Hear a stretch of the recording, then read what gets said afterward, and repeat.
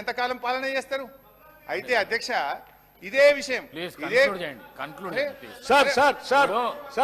సభాపతి గారు అధ్యక్ష నేను ఆఫీసర్లను తప్పు పట్టట్లేదు అధ్యక్ష.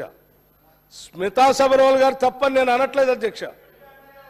స్మితా సబర్వాల్ గారు ఎక్కడైతే పనిచేశారో వారి బాస్ ఆనాటి ముఖ్యమంత్రి గారు కేసీఆర్ గారు చెప్తేనే వారు రాసి ఉంటారు.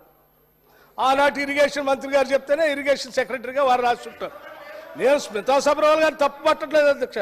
వీళ్ళు చెప్తేనే వారు రాశారు కాబట్టి తప్పు వీళ్ళదే. వీళ్ళు హ్యాండ్ ఓవర్ చేయడానికి మేము ఆల్రెడీ ఒప్పుకున్నాం కదా. మీరు ఎందుకు తొందరపడి పోలీసులు ఆడి పంపిస్తున్నారు?